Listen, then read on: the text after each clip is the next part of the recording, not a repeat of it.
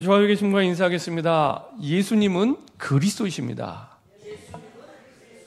우리 한 번 더 인사드리겠습니다. 십자가에서 모든 문제가 끝났습니다. 마지막으로 우리 한 번 더 이제 축복하며 인사하겠습니다. 당신에게 하나님의 절대 계획이 있습니다. 예, 구원받은 하나님의 자녀에게는 항상 변함없이 절대 계획이 있습니다. 좋은 일은 좋은 일대로 좋은 일에 놀라지 말고 그것에 흥분하지 말고 더 중요한 하나님의 절대 계획이 있습니다. 어려운 일엔 어려운 일 바라보지 말고 놀라지 말고 그 속에 하나님의 항상 모든 것이 합력하여 선을 이루는 절대 계획이 반드시 있습니다. 예외 없이 있습니다. 그래서 우리의 시선은 눈에 들어간 현실을 바라보는 게 아니라 그 뒤에 항상 숨겨진 영적 사실과 하나님의 계획을 바라보게 되고요. 그 속에 승리하게 됩니다.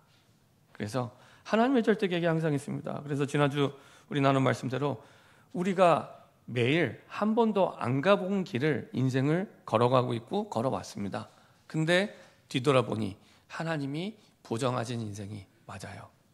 때를 따라 돕는 은혜로 우리에게 응답 주셨고 힘을 주셨고 증거를 주셨어요. 그래서 우리가 항상 새로운 시작을 할 때는 뭐부터 확인해야 되냐면 과거에 내게 주신 하나님의 절대 응답, 절대 축복 이것부터 확인하는 겁니다. 그렇지. 구원받을 수 없는 내가 정말로 아직 죄인 되었을 때 내가 구원을 받았구나. 저는요. 그거 생각할 때마다 모든 핑계, 염려, 걱정이 사라집니다. 모든 문제가 사라져요. 내가 구원받았는데 지금 죽어도 여한이 없는데 정말 그래요. 내가 구원받은 것이 이제 내 평생에 더 이상 아무런 응답을 안 받아도 돼요. 구원받은 그 한 가지만으로 내 남은 인생에 아무 응답 안 받아도 돼요. 다 받은 겁니다. 나머지 인생은 덤으로 사는 거예요. 복음 때문에. 내게 주신 구원 혼자만 구원받지 말고 다른 사람 축복하고 살리라고 덤으로 사는 인생이지 없어도 되는 거예요. 안 주셔도 돼요. 그러니까 구원을 알면 알수록 제 과거를 돌아보면 돌아볼수록 저는 그렇게 답이 내려집니다. 그렇지. 내가 구원받았는데 섭섭할 게 뭐가 있고 구원받았는데 미워할 게 뭐가 있고 구원받았는데 내가 아쉬울 게 뭐가 있어요. 구원받았는데 우리 보통 5가지 확신 가지고 기도하는데 구원의 확신이 없으면 기도응답도 없고요. 구원의 확신이 없으면 사죄의 확신도 없어요. 구원의 확신이 없으면 승리도 할 수 없습니다. 구원이 없으면 아무것도 할 수 없는 거예요. 내가 그 구원을 받은 거예요. 그 구원을 받은 겁니다. 그렇죠? 돌아보면 이게 정신이 차려져요. 그렇지. 내가 구원받았는데 내가 뭐 하고 있지? 생명 살리라고 나를 은혜로 구원 주셔서 은혜로. 그렇죠? 내가 아직 죄인 되었을 때 그렇죠? 내가 구원 달라고 기도한 적 없는데 은혜로 내게 주신 거예요. 그렇죠? 거저 받았죠. 그렇죠? 가치가 없어서가 아니라 내 목숨을 바쳐도 얻을 수 있는 가치가 못 되기 때문에 에베소서 2장 8절 9절에 있는 말씀대로 너희가 그 은혜로 말미암아 구원을 받았나니 이것이 너희에게서 난 것이 아니요 하나님의 선물이라. 근데 구원받은 것뿐만 아니라 우리 평생의 신앙생활의 모든 응답도 내게서 나는 건 없습니다. 하나님이 주신 걸로 사는 거예요. 하나님이 주신 걸로. 그래서 하늘의 백성은 하늘의 능력과 하늘의 응답으로 사는 겁니다. 이 땅에서 없다고, 이 땅에서 안 된다고 아쉬워할 것도 없어요. 섭섭해할 것도 없습니다. 그것 때문에 고민할 것도 없습니다. 하늘의 백성은 하늘의 것으로 사는 거예요. 이 땅의 것 때문에 아쉬워할 필요 없습니다. 그래서 하나님은 완벽하게 우리 아버지께서 완벽하게 준비해 놓고 인도하십니다. 그래서 여호수아에게 말씀하시죠. 내가 모세와 함께 하던 거 기억해? 그거 말씀하십니다. 정복하기 전에 내가 모세와 함께 하던 거 너 봤잖아. 모세에게 어떻게 역사하셨는지 봤잖아. 오늘 어버이 주일인데 우리 자녀들에게 얘기해 주셔야 돼요. 나와 함께 하신 하나님, 그렇죠? 나와 함께 하신 그리스도 어떻게 나와 동행하셨는지 증인으로 그 증거를 얘기해 주셔야 돼요. 기록으로 남겨놓고 얘기해 주셔야 돼요. 그래야 우리 자녀들이 정말 중요한 순간에 흔들리지 않고 올바른 복음의 길, 언약의 길을 가게 됩니다. 모세 시대를 봤습니다. 정말로 출애굽기 3장 18절의 약속대로 피제사를 드리라. 6월절 어린 양 피로 그 누구도 어떤 훌륭한 사람도 해결할 수 없었던, 어떤 지식으로 해결할 수 없었던 400년의 노예 생활을 끝냈어요. 6월절 어린 양의 피가 끝내셨습니다. 그렇죠? 그걸 봤어요. 이스라엘 백성의 군대가 아니라 6월절 어린 양의 피로 끝냈구나. 그렇죠? 홍해 앞에서 뒤에는 애굽의 군대가 죽이려고 쫓아오고 앞에는 홍해, 건널 수 없는 홍해가 있는, 우리 인생에도 그런 문제를 만날 때가 너무 많이, 가끔 있는 게 아니라 너무 많아요. 뒤로 갈 수도 없고 앞으로 전진할 수도 없고, 이게 시시때때로 우리를 힘들게 하고 어렵게 만듭니다. 그때 하나님의 해결 방법, 이스라엘 백성들이 다 불신앙하는데 모세에게 하나님의 말씀이 임합니다. 홍해를 건너라고. 그래서 모세의 믿음으로 홍해를 건너게 됩니다. 홍해를 마른 땅처럼 건너게 됩니다. 그리고 또 말씀하십니다. 저 물에 애굽의 군대가 수장될 거라고 말씀하십니다. 그리고 말씀대로 애굽의 군대, 이스라엘 백성, 아무 힘이 없는, 총칼이 없는, 칼이 없는 그 힘이 없는 그 백성은 그 땅을 마른 땅처럼 건너고, 칼이 있고 군인들은 그 물속이 마지막 순간이었습니다. 마지막 순간. 거기서 다 수장됩니다. 그렇죠?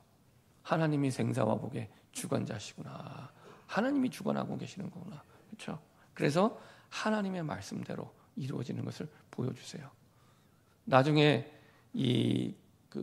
가나안 땅에 들어가기 직전에 요단강을 건너게 하시죠. 요단강을 건너게 하신 이유도 그 이유입니다. 광야에서 태어난, 여호수아 갈렙 말고는 다 광야 세대입니다. 광야에서 태어난 그 2세대들은 출애굽의 기적을 소문으로 들었지 체험해 본 적이 없어요. 그래서 그거를 먼저 경험하게 하십니다. 요단강을 건너게 하십니다. 왜냐? 가서 31명의 왕과 7족속과 전쟁해야 되는데, 그 전쟁의 성패가 그들의 강함에 있는 게 아니고, 그들의 무기에 있는 게 아니고, 견고한 성에 있는 게 아니라 하나님 손에 있다. 하나님 말씀에 있다. 이거 체험하게 하기 위해서, 시청각 교육하기 위해서 보여주세요. 들은 게 아니라 보여주세요. 다릅니다. 들은 거랑 보는 거 완전히 다릅니다. 진짜 본 사람, 하나님의 말씀대로 이루어진 역사를 본 사람은 단순해집니다. 심플해집니다. 생각이 복잡하지 않아요. 절대로 생각이 복잡하지 않습니다. 말이 복잡하지 않습니다. 하나님의 역사를 봤기 때문에. 2000년도에 한 번은 제가 청소년부 사역을 할 때 제가 가르치는 학생 회장이, 그때는 2000년도에는 그 WRC 세계 랩넌 대회가 미국 LA에서 했습니다. 미국 LA에서 하는데 거기에 이제 신청해서 가게 됐어요.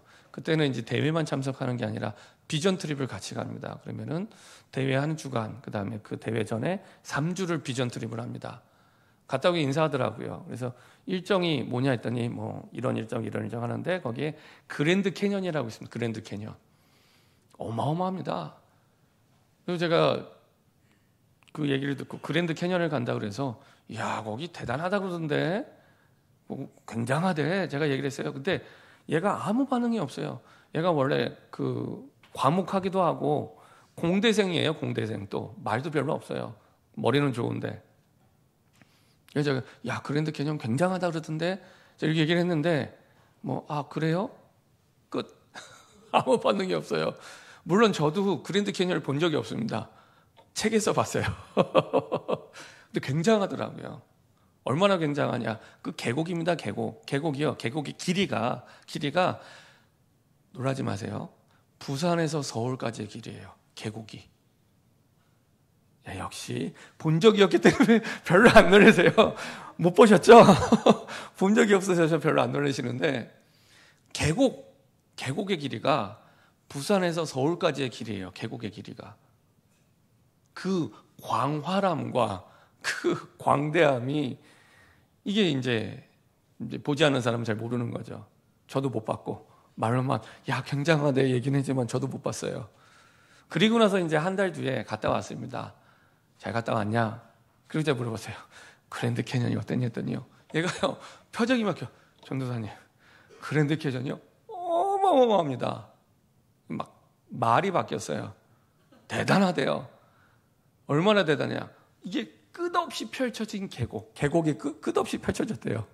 계곡이 아니 무슨 바다도 아니고 계곡이. 이게 너무 광활하고 웅장해서 그 공중에 자기가 뛰어내리고 몸을 맡기고 싶었대요. 가기 전에 아무 말 안 하던 애가 얘는 본 거예요.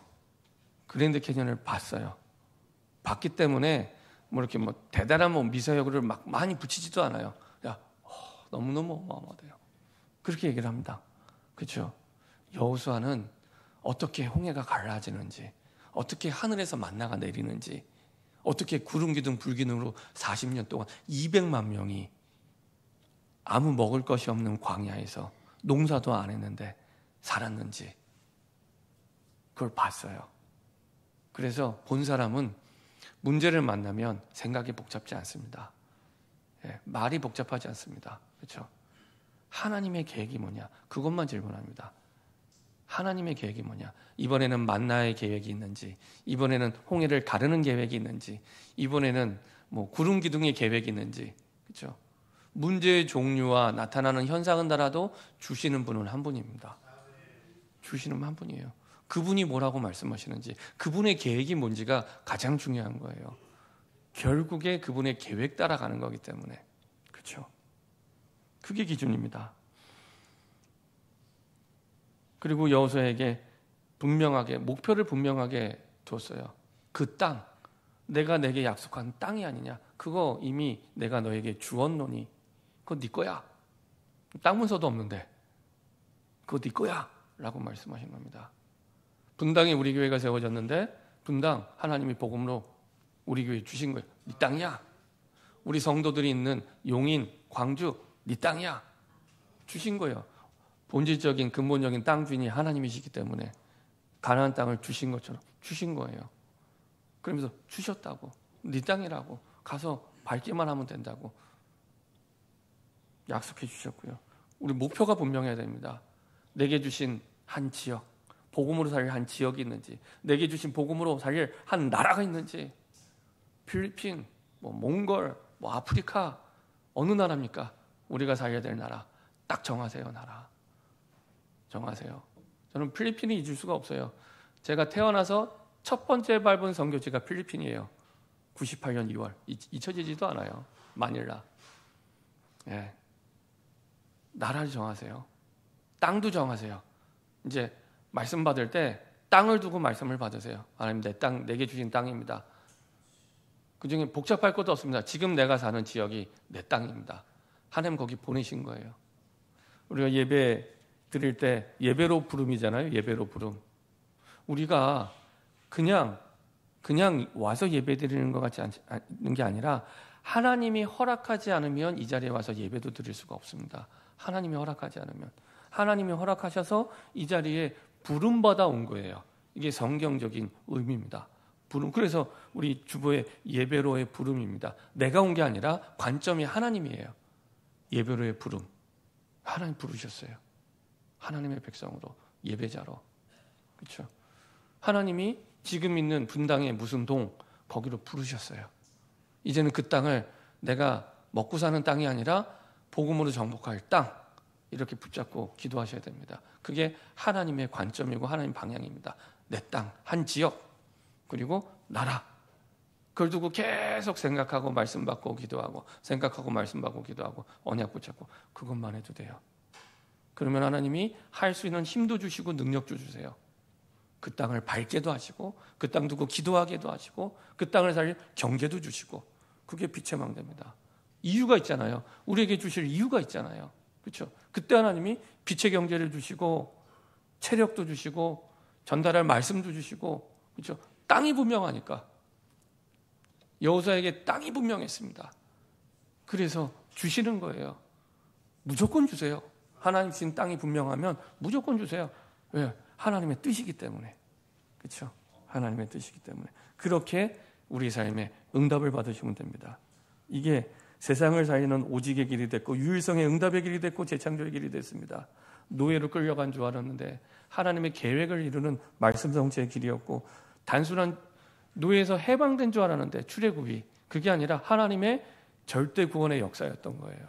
그렇죠? 다르죠. 내가 단순히 노예에서 해방된 게 아니라 하나님의 절대 구원의 역사.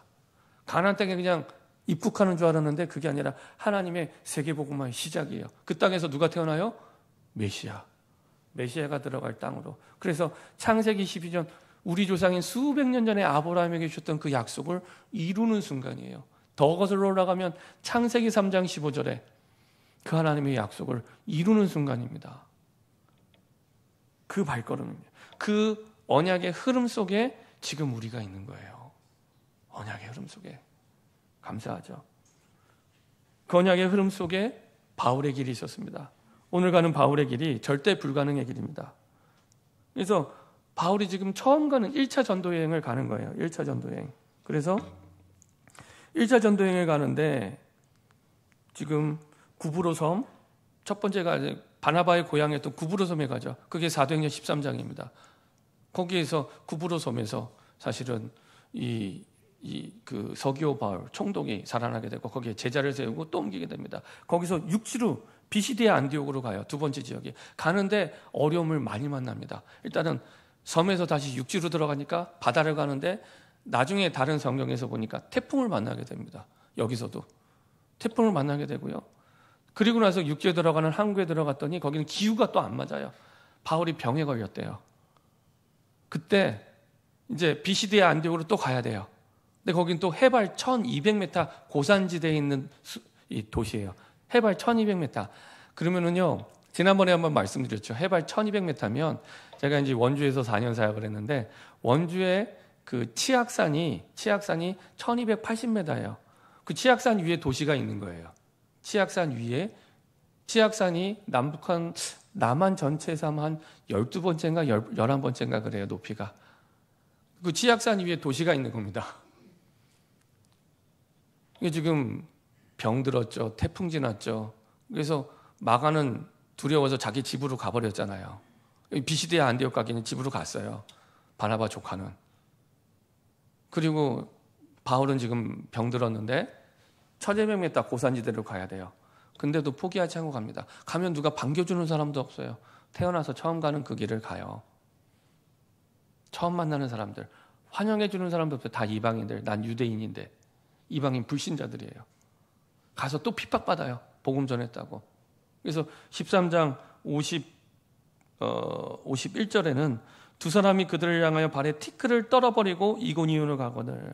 발에 티끌을 떨어버렸다는 걸 마태복음 10장에 그 제자들이 했던 거랑 똑같아요. 복음 전했는데 안 받았는데 복음을 구걸하는 게 아니라 설득하는 게 아니라 티끌을 떨고 나오는 거예요. 여기는 두 가지. 이제 복음을 받지 않아서 오는 저주와 재앙이 있습니다. 그거 더 이상 내 책임 아니라는 거예요. 에스겔 3장에 보면 분명히 그 책임을 묻는다고 했거든요. 그 책임을. 근데 더 이상 복음을 안 전했다고 해서 내 책임 아니야. 복음을 안 받아서 오는 그 저주 재앙은 내 책임 아니야. 딱 털고. 그리고 두 번째, 거기서 오는 그 복음을 받지 않으면 그걸로 끝나는 게 아니라 그러면서 거기서 핍박을 받고 거기서 조롱을 받고 때로는 두들겨 맞기도 하고 그렇게 하잖아요. 그 상처를 완전히 끝내고 가는 겁니다. 내가 핍박을 받고 조롱을 받고 그리고 두들겨 맞았는데 여기 오늘 이 사도 바울은 돌에 맞을 뻔하고 실제로 맞았는데 그게 상처가 안 된 거예요. 그게 상처가 안 됐기 때문에 그 다음 선교지로 갈 수 있는 겁니다. 근데 대부분의 사람들은 평생을 살아가면서 과거의 상처에 묶여서 거의 평생을 살아가요. 아, 내가 그때 왜 그랬지? 내가 그때 이 사람만 아니었더라면, 이 상황만 아니었더라면 내 인생 달라졌을 텐데 그 과거에 잡혀 있는 겁니다. 그거는 하나님의 음성이 아니라 사단의 음성, 마귀의 음성입니다. 그래서 미래에 주신 보장된 미래의 응답 받지 못하도록 자꾸 과거로 돌아 해결이 안 되잖아요. 그러면 술 마시고 마약하고 다른 걸 찾기 시작합니다. 과거 지나고 해결이 안 되잖아요. 매일 생각하고 평생의 과거는 해결이 안 됩니다. 복음 받을 때까지. 거기에 묶여 있는 거예요. 사도 바울이 거기에 묶여 있지 않은 거예요. 그래서 그 다음 선교지로 담대하게 또 복음 전을 가게 되는 겁니다. 그렇죠? 과거에 묶여 있지 않은 겁니다. 자, 절대 불가능 속에 하나님의 절대 계획이 있는 줄 믿었기 때문에. 그렇죠? 정말 내가 바꿀 수 없는 상황, 이 절대 불가능한 상황이, 내가 바꿀 수 없는 형편, 내가 바꿀 수 없는 사람인데 그 속에 하나님의 절대 계획이 있다는 거예요. 그것을 믿었기 때문에 갈 수 있었어요. 출애굽기 2장 1절부터 10절에 보면은 요게벳이 사실은 하나님의 절대 계획을 믿었습니다. 요게벳이 이제 아이 태어나는 남자아이는 다 죽여라. 왕이 명령했습니다. 다 죽여야 됩니다. 다 죽여야 되는데 실제로 아이들이 많이 죽었어요. 3개월 동안 버텼어요. 더 이상은 아이가 커서 숨길 수가 없게 됐어요. 그때 갈대 상자를 만들어 거기에 맡깁니다. 그 갈대 상자에는 키도 없어요. 배에 방향을 잡는 키도 없어요. 그 말은 완전히 맡겼다는 겁니다. 그 갈대 상자는 예수 그리스도를 예표합니다. 그래서 그 갈대 상자랑 방주랑 원래 성경 원에는 똑같은 단어를 써요. 똑같은 단어. 예수 그리스도께 모세를 완전히 맡긴 겁니다. 그래서 방향을 잡을 수 없으면 하나님이 이끌어 가시는 대로 가야 돼요. 근데 어디로 갔어요? 파로의 공주 앞에. 완전히 그 호랑이 굴로 들어가죠. 호랑이 굴로. 근데 안 죽어요. 안 죽는 게 아니라 나중에 요게벳이 가서 아이를 키워요. 유모로. 그리고 또 언약을 전달합니다. 그래서 우리 아이들이 언제 제대로 크냐? 우리 주님께, 하나님께 완전히 맡길 때. 완전히 맡길 때. 그렇죠? 부모의 손을 많이 탈수록 어렵습니다. 부모의 손을 많이 탈수록 어렵습니다. 왜냐? 부모의 것이 들어가면 안 돼요. 하나님 것이 들어가야 돼요. 성경이 주신 하나님의 것이 들어가야 돼요. 근데 자꾸 내게 들어가요. 그래서 불신자도 알더라고요. 제가 일부 예배 때는 우리 아이들이 예배 드려서 제가 조심스럽게 말을 돌려서 했는데 불신자도 알아요. 그 첫째보다 둘째가 더 나아요. 예, 이런 부분이 보편적으로 이렇게 나타난대요. 왜냐? 첫째는 너무 신경을 많이 썼는데 마음대로 안 돼요. 근데 둘째는 첫째 신경 쓰다 보니까 둘째 신경 쓸 여력이 없어요. 저희 집도 그랬어요. 거의 방목입니다. 방목. 매번 주님께 맡깁니다. 매번. 주님을 빙자해서, 예수님을 빙자해서 매번 주님께 맡깁니다. 근데 달라요. 달라요. 그러니까 주님께 맡길수록, 그러니까 다 주님께 맡기면 됩니다. 다. 주님께 맡길수록 달라져요. 내가 할수록 내 손이 타는 겁니다. 그래서 주님께 맡길 때 요게벳은 하나님의 절대 계획을 붙잡고 믿었어요. 완전히 맡겼죠. 아이의 생명까지도 하나님이 책임져 주셨습니다. 사무엘상 1장 1절부터 11절 한나도 마찬가지입니다. 내 욕심을 가지고 내 아이를 찾을 때는 사실은 불신앙과 불평과 원망만 가득 차 있었습니다. 그러다가 하나님이 정말 원하시는 게 내가 원하는 거 말고요. 내가 바라는 거 말고 하나님이 정말 원하시는 게 무엇인지를 깨닫게 됩니다. 아, 내 아이 이전에 나시린을 원하시는구나. 이거는 내 아이 정도가 아니라 정말 우리 아이를 위대한 아이로 바꾸는 겁니다. 위대한 아이로. 그래서 나시린의 언약을 붙잡고 기도했을 때 하나님은 정말 그 아이를 성경 역사 속에 가장 위대한 선지자로 하나님이 세우시죠. 그 하나님의 계획을 붙잡을 때 우리가 볼 때 우리가 보는 형편, 상황, 환경이 불가능해 보이는데 그 속에 하나님은 항상 가장 완전한 하나님의 계획을 가지고 인도하십니다. 바울은 이 사실을 알았기 때문에 이 일의 생명을 걸었죠. 상처에 매이지 않았고 묶여있지 않았습니다. 부정적인 것에 매여있지 않았습니다. 그래서 문제를 바라보는 게 아니라 문제 해결자 되신 예수를 바라봤습니다. 문제를 바라본 게 아니라 문제 바라본 문제에 묶이는데 문제를 바라본 게 아니라 모든 문제 해결자 되신 예수님을 바라본 거예요. 우리가 30년 동안 들어왔잖아요. 모든 문제 해결자 예수 그리스도. 매번 제가 와서도 4년 동안 한 주간도 빠짐없이 인사했습니다. 그렇죠? 문제를 바라보는 게 아니라 문제 해결자 되신 예수 그리스도를 바라봐야 문제가 끝납니다. 문제가 해결이 됩니다. 그렇죠? 그리스도를 바르게 하는 사람입니다. 어떻게 알아야 됩니까? 사도행전 9장 20절에서 22절. 이거는 읽어보겠습니다. 사도행전 9장 20절에 20절. 예수님을 만나고 나서 바울의 고백입니다. 이렇게 아시면 됩니다.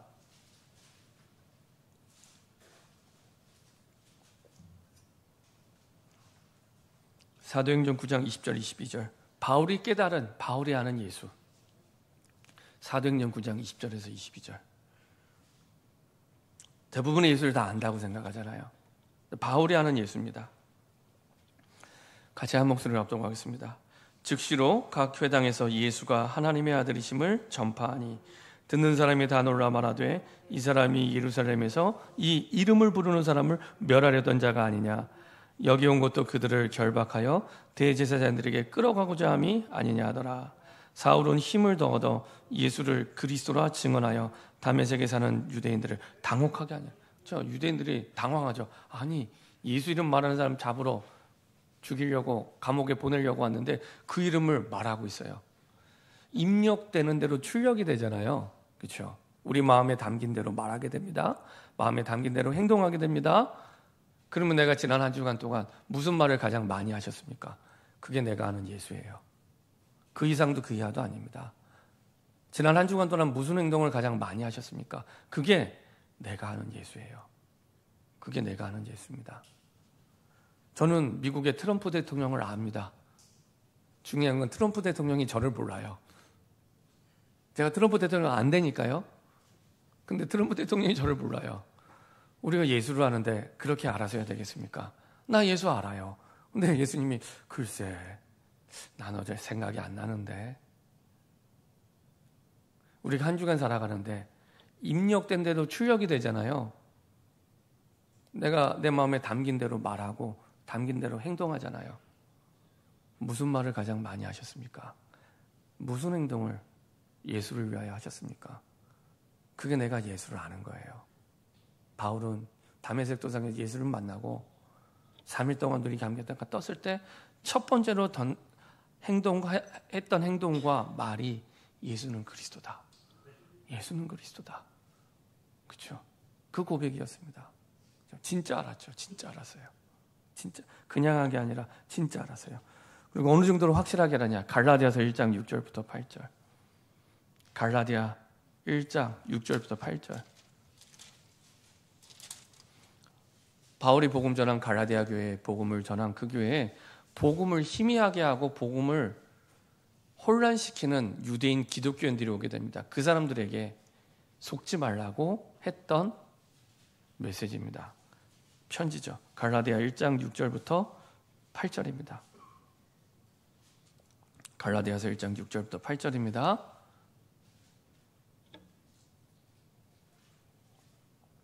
같이 한 목소리로 합독하겠습니다.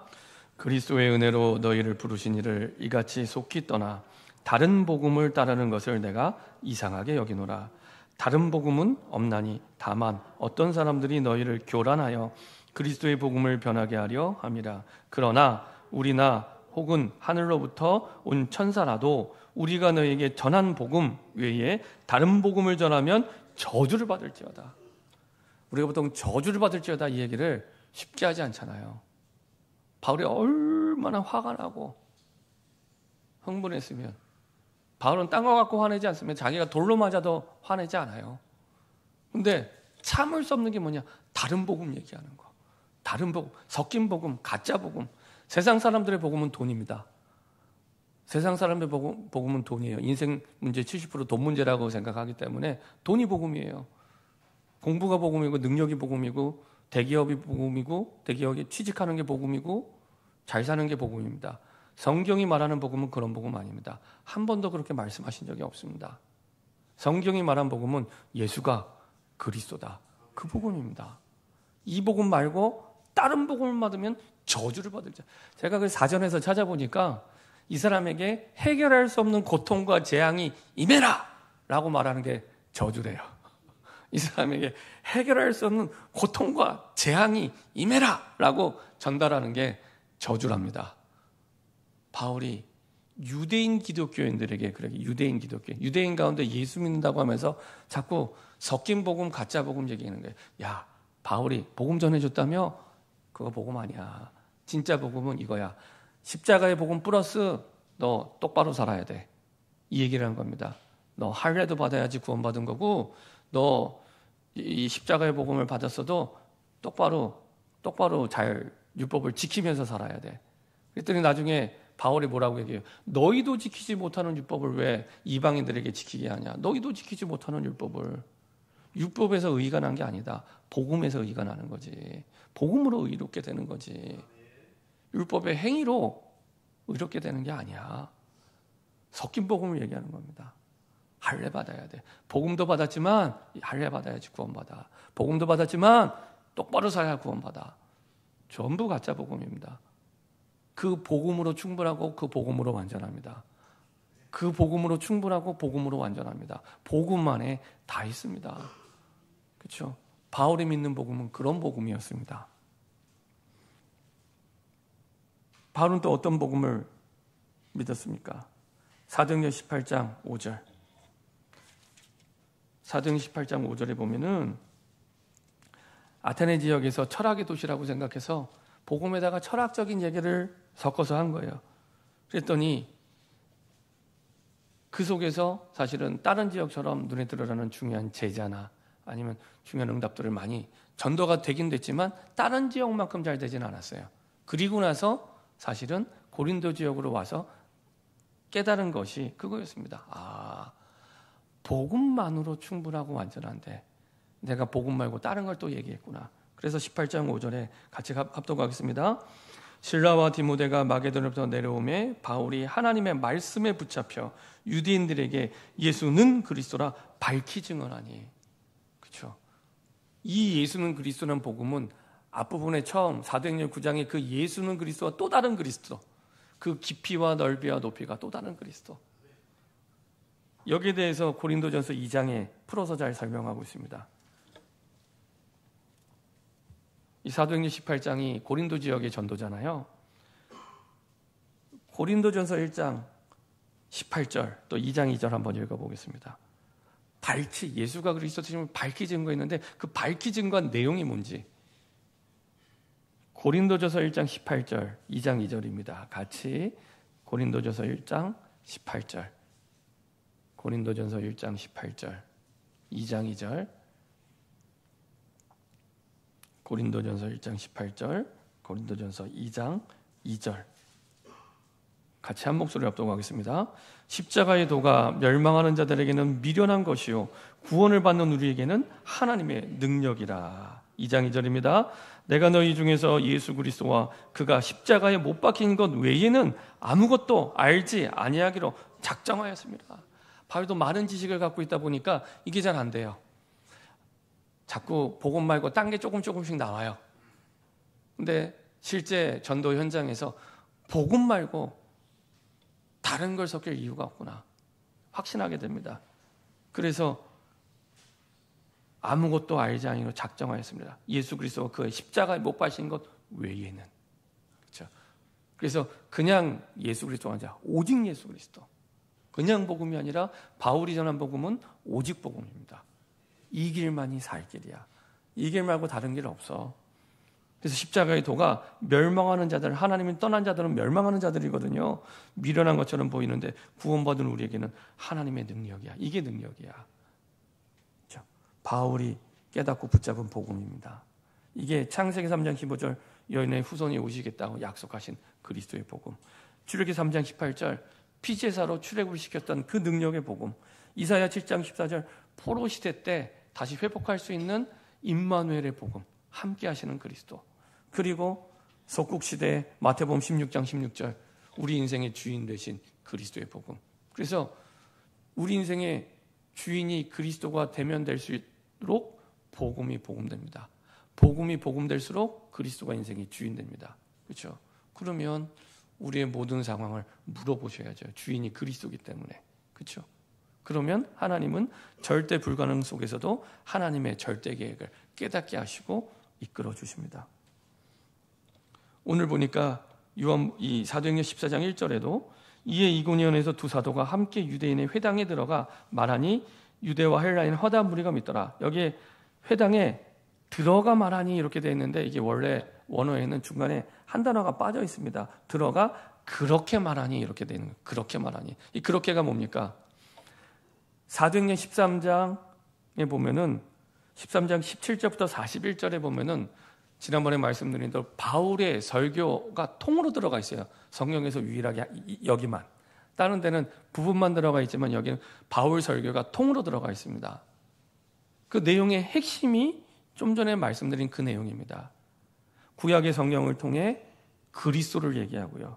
그리고 두 번째, 그 그리스도가 누구냐? 너희가 십자가에 못 박은 예수야. 예수님이 무슨 일 하셨어? 그리스도 일을 하셨어. 십자가에 죽으시고 부활하셨어. 그게 나랑 무슨 상관인데 그분이 내 죄를 십자가에서 끝내시고 그리고 우리를 완전히 의롭게 하셨어. 그래서 내가 구원받은 거야. 이게 복음의 내용입니다. 이 복음의 내용을 여기서도 말한 거예요. 변함없이. 13장에서도 오직 복음을, 14장에서도 오직 복음을. 이게 하나님의 절대 계획이었구나 깨닫게 하십니다.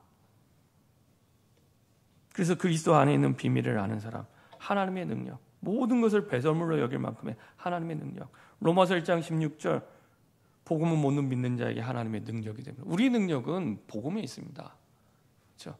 돈 버는 데 있는 게 아니라, 책에 있는 게 아니라 그리스도에 있는 겁니다. 우리 능력은 복음에 있습니다. 이 비밀을 알았기 때문에 가요.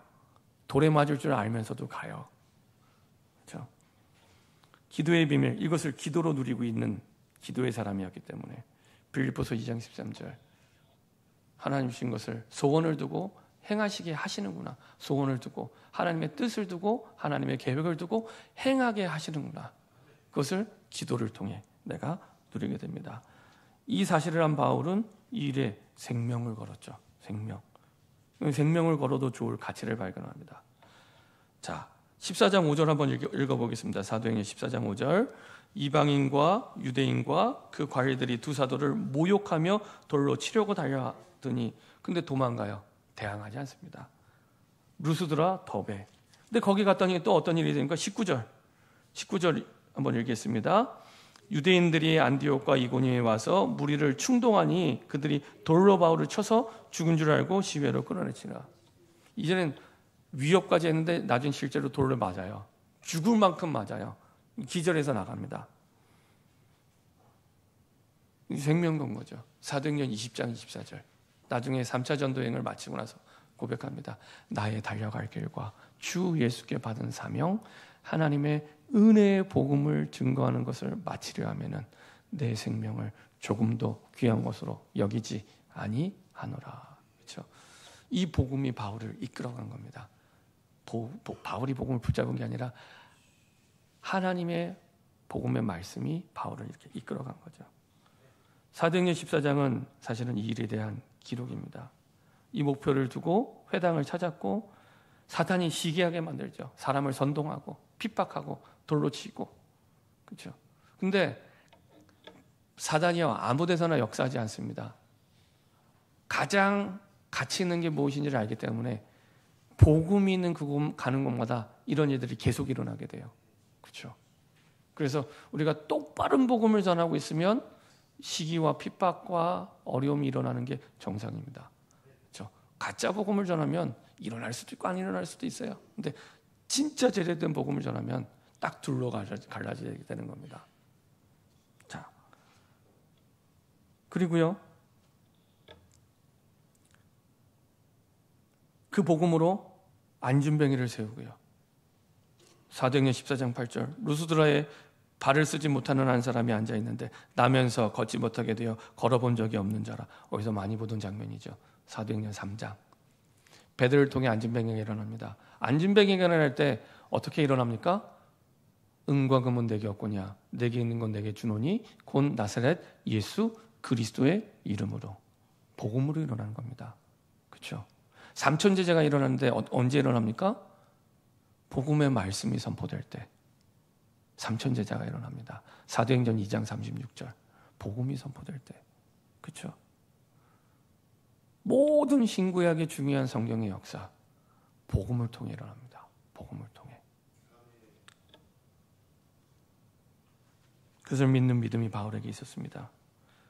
너무 확실하게 기적이 일어나니까 바울과 바나바를 신으로 착각하고 재물을 갖고 와서 제사 지내려고 해야 되니까요. 군중심리, 여론신앙, 무리를 선동해서 사실은 복음을 오해하게 만들고 곡해하게 만들죠. 그럼에도 다시 복음을 전합니다. 겨우 생명을 유지했는데 그 이튿날 더베로 루스드라로 가서 또 복음을 전합니다. 그래서 루스드라 들어가서 찾은 평생의 영적 아들 디모데, 거기서 찾은 제자입니다. 그렇죠?